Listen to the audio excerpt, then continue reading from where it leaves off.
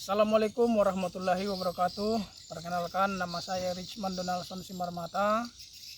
Saat ini saya sebagai mahasiswa Universitas Terbuka, nomor induk mahasiswa 0529900404. Jurusan saya Prodi Ilmu Hukum.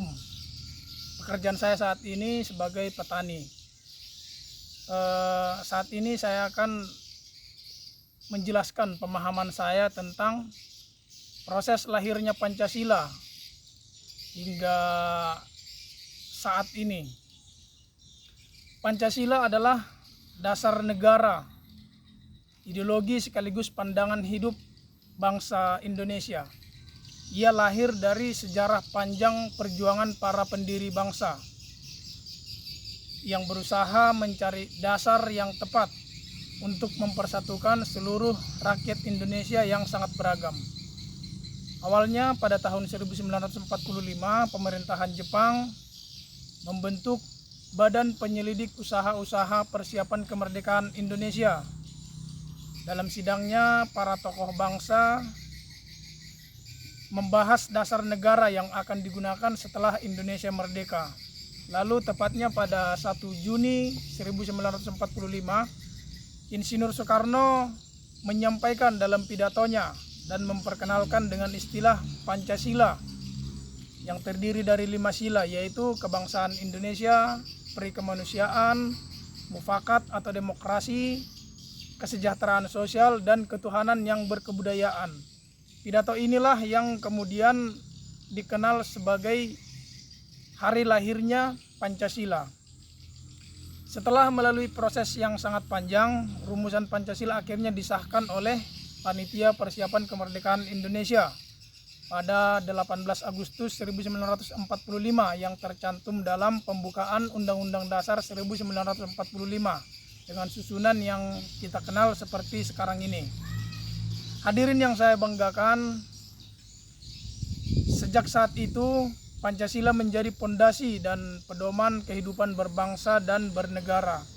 Namun dalam perjalanannya tidaklah selalu mudah. Dalam beberapa periode, Pancasila menghadapi tantangan mulai dari pemberontakan ideologi, penyalahgunaan kekuasaan, hingga krisis moral dan intoleransi yang terjadi di masa kini. Di era modern saat ini, Pancasila tetap relevan. Nilai ketuhanan mengajarkan kita untuk saling menghormati perbedaan agama. Nilai kemanusiaan mengajarkan kita untuk menumbuhkan nilai persatuan dan rasa empati kebersamaan. Nilai kerakyatan dan keadilan menuntun kita untuk selalu membangun demokrasi yang bermartabat dan adil bagi semua. Oleh karena itu, tugas kita sebagai generasi penerus bangsa adalah mengamalkan Pancasila dalam kehidupan kita sehari-hari, bukan hanya sebagai menghafal ataupun membaca, tetapi kita lakukan dalam sikap dan tindakan nyata kita. Sebagaimana pesan Bung Karno bahwa bangsa yang besar adalah bangsa yang tidak melupakan sejarahnya. Maka dengan memahami sejarah lahirnya Pancasila, kita akan lebih mampu menjaga dan menghidupkan nilai-nilainya di tengah tantangan zaman yang saat ini. Para pendengar sekalian, saat ini kita sebagai generasi muda bangsa, kita dapat menikmati apa yang kita rasakan saat ini itu adalah hasil perjuangan para pendiri bangsa kita. Oleh sebab itu, kita sebagai pewaris kemerdekaan Indonesia ini, kita harus mensyukuri apa yang telah diperjuangkan oleh para pendiri bangsa kita ini. Demikian pemahaman yang dapat saya sampaikan. Terima kasih.